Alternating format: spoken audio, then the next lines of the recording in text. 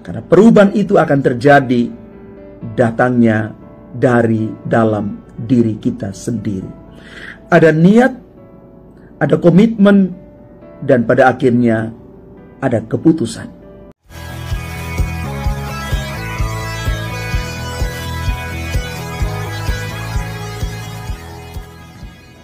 Salam Bapak Ibu, Saudara dan Saudari, sahabat-sahabat garam dunia yang terkasih. Dari Injil Markus yang kita renungkan hari ini, kita boleh menangkap satu pesan tentang makna sesungguhnya berpuasa. Murid-murid Yesus tidak berpuasa karena bagi Yesus ternyata berpuasa itu bukan hanya soal makan atau tidak makan, minum atau tidak minum, tetapi lebih pada soal pemurnian diri atau mati raga untuk mengalahkan keegoisan diri.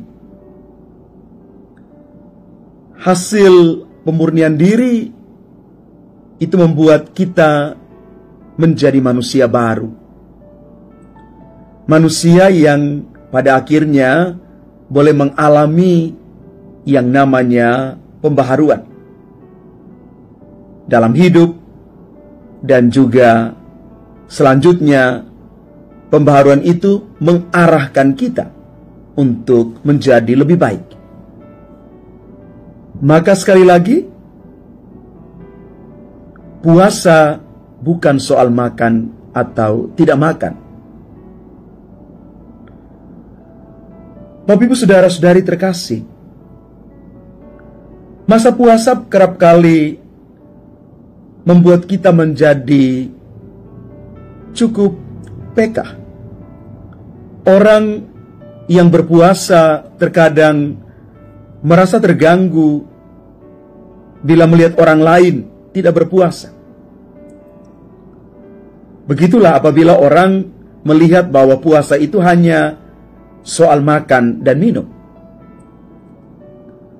Tetapi sekali lagi, kalau kita melihat puasa itu dari sudut pandang yang lain, yakni perubahan pola sikap dan bukan hanya soal makan minum belaka, maka kita akan mendapatkan pencerahan yang baru. Perubahan dari dalam, bukan dari luar.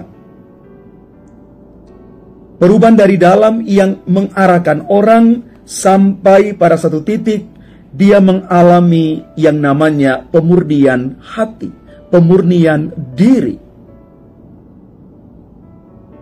Contoh yang paling sederhana, kalau selama ini saya misalnya atau Bapak Ibu sukanya marah-marah, atau mungkin melihat orang lain dengan cara pandang yang salah, gampang menilai orang lain, maka ketika orang belajar berpuasa, dia belajar untuk mengekang diri.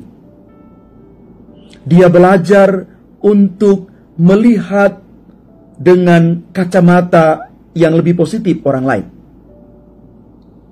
Dia memandang dengan kacamata orang lain dan bukan hanya melulu dengan kacamatanya sendiri.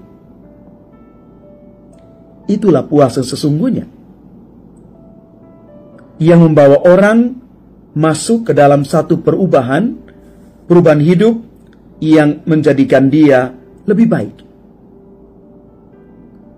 Maka sekali lagi, puasa sejati itu adalah ketika kita menanti dengan rindu kedatangan pengantin pria untuk kedua kalinya. Berpuasa menantikan kedatangan Yesus. Bapak, Ibu, Saudara-saudari umat Tuhan yang terkasih, mari kita menangkap lebih dalam makna puasa untuk kita masing-masing secara pribadi, bahwa berpuasa sesungguhnya adalah saat di mana kita mengalami proses perubahan dari dalam, bukan dari luar. Sekali lagi, proses perubahan hidup datangnya dari dalam. Dari dalam diri kita yang siap diubah. Karena perubahan itu akan terjadi datangnya dari dalam diri kita sendiri. Ada niat, ada komitmen, dan pada akhirnya ada keputusan. Kita bertanggung jawab atas keputusan dan pilihan kita untuk mengalami dan menjalani perubahan hidup menuju ke arah yang lebih baik. Inilah makna puasa yang sesungguhnya menurut Yesus sendiri. Tuhan memberkati kita sekalian. Amin.